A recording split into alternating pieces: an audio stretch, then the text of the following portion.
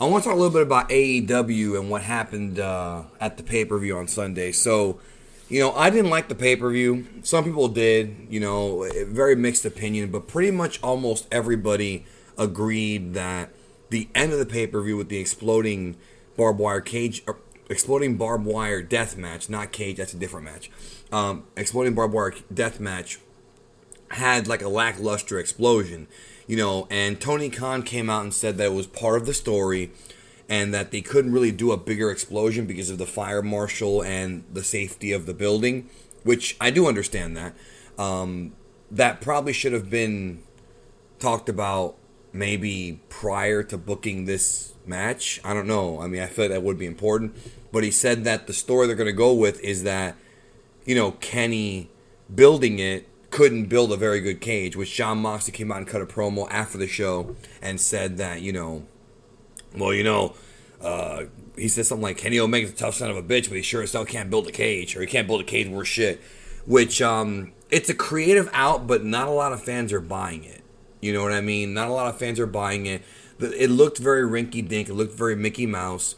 And at the end of the day, AEW will have to take an L on this one. I mean, it's just how it is. Like, there's a lot of very angry AEW fanboys who are coming after people who criticize AEW. And it's like, dude, stop being such a fucking fanboy. Like, AEW has provided some great pay-per-views for the past, year and a half. They're not going to have every pay-per-view be a winner. It's just you're going to make mistakes. This is a growing company. Tony Khan has not booked the wrestling product his whole life. He's going to make mistakes. I don't blame Tony Khan too much, and I'm not going to blame him. I mean, he messed up. Yeah, there was a lot of mistakes here, but I'm not going to sit here and come down on him and tell him that AEW is finished, because it's not. It's just not finished. But AEW fans were defending this thing like if somebody criticized the pay-per-view, they were, shooting their grandmother. It's something that we see all the time on the internet. Like, how dare you criticize something that I love? Like, fuck you. I love it too, and I'm allowed to criticize it because none of us have stock in that company. And even though I have a lot of friends that work for that company, including Sammy Guevara, who I've done videos with, I was even texting him that night telling him how I felt about the pay-per-view. It's just I was giving him my opinion, and he understood it. You know what I mean? It's just how it is, Not every show's going to be a winner. And the one I don't like is when the fans are like, well, it's better than WWE. Nobody said anything about WWE. We're talking about just AEW here. We're comparing apples to apples, not apples to oranges, And I'm not saying that Revolution was, like, worse than some WWE pay-per-views. I'm not even comparing those. I'm just saying that for a company who's done a great job at putting together pay-per-view, especially last year's Revolution and also Full Gear last year, which I love that show. It's kind of dumb, for people to be so, up in arms over this. Yeah, the show, I didn't like it. A lot of folks didn't like it. Jim Cornette obviously didn't like it. We knew that. And I personally feel like the whole, like, having these bloody main events, like, I understand that AEW is trying to do something different. I understand that they're trying to be different than WWE by having these bloody matches that WWE would never do anymore. And I understand that. And I respect them for trying to be different because that's a good idea. But I feel like these matches need to really be kind of scaled back. I think the entire wrestling business needs to take it a little bit easy when it comes to gimmick matches. WrestleMania is coming up, and you can do more on that show because it's a big show. It's the biggest show of the year. But, like, I think for other pay-per-views, I think it might be a good idea to scale back on some of the blood and just kind of have Kenny Omega show off his variety as a wrestler, which is what he wants to do. Show his talent as a wrestler, which he does have, without having to have bloody matches every show. Now, I'm not saying to not ever do them, but I'm saying you could scale it back a little bit because this was a big, like, flop in my opinion, this whole thing, and I think they should probably focus more on getting Kenny over as a heel and really getting some heat on him rather than just having these bloody matches. I mean, it was probably my least favorite match with Mox and Kenny Omega, right?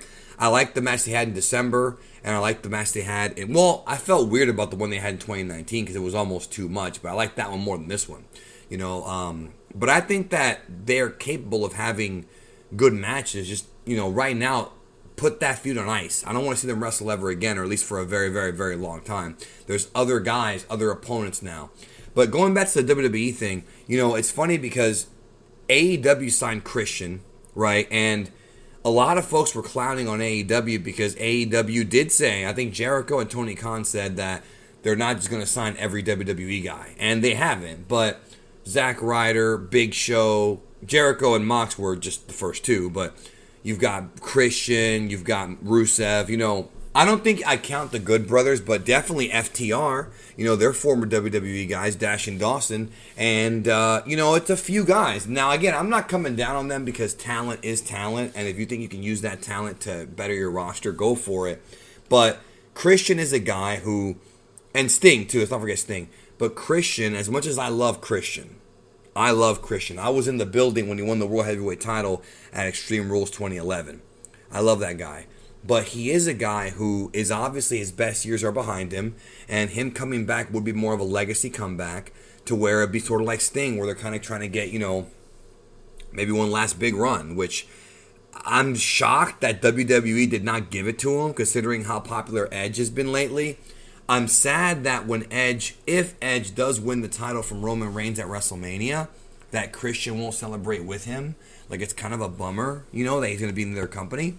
But I'm happy for Christian. He gets to work again, and I'm happy that his, the injuries he has accumulated throughout the years, he's feeling better about that. But really, I don't think that was the announcement fans were hoping for. And they have to be real careful when it comes to promoting big names. Obviously, you'll want to promote a big name if you do have a big name, but you got to remember that the wrestling fans don't like being fucked around with. You know what I mean? And I think a lot of them were assuming CM Punk, which they have to stop doing. That's their fault. They got to stop assuming it's CM Punk. But I feel like Christian is a good wrestler, but he was never really like a guy who WWE ever positioned as being the tippy-top guy. Even when he won the World Heavyweight title, he then went on to drop it to Randy Orton 2 days later on SmackDown taping, and he wound up losing to Randy Orton the entire summer. Don't forget that the entire summer in that feud, Christian continued to lose to Randy Orton, except for one DQ win at the Money in the Bank pay-per-view. Like, dude, he was never taken seriously by WWE. Now, obviously, AEW can take him seriously, but right now we've got people saying that, it's like he's Jacksonville Dixie. And he kind of has come off like Jacksonville Dixie, signed the same guys, So I think when it comes to cultivating talent, it's funny because I felt like AEW needed more wrestlers. I want to say right around early 2020. But now they might have too many of them. And I think if they do make a deal with New Japan, if they can actually get that deal finalized when this whole pandemic is over, that will be an influx of talent. And if they're working on that deal, there's no need to sign any more WWE guys because you've already got a good group of guys now, including Japan now, and you've also got the guys from Impact that are willing to work with AEW. So there's a lot of talent out there. So this is a obvious misfire in AEW. I'm sure that their next show will be better. I'm sure Tony Khan will learn from this, and so will Omega and Mox. And I'm sure that we probably won't see something like that again for a very long time. But when you're doing a wrestling show and you're doing basically first-run television every single week, and not every show's going to be a hit. And fanboys have to realize that, they're so annoying with this shit. You got WWE fanboys doing the same thing, like worried about what the ratings are on Wednesday. Who cares? Like, it's fun to look at the numbers, but, they're over here fighting with each other. And now NXT's going to Tuesday, so the war is over. So just watch your wrestling, enjoy your wrestling. I prefer New Japan over both these companies, because New Japan has scaled back their gimmick matches, but when they do them, they're usually pretty good. In fact, they're always pretty good. So that's what I like to watch, is New Japan. That's my favorite wrestling product, and there's a lot less of it. You don't have to watch every week because they have shows, spread out throughout the year. Usually, every other week, or sometimes they'll have a weekend of shows or 2 shows in a row. It's a lot easier to keep up with New Japan. And you don't have to watch every show.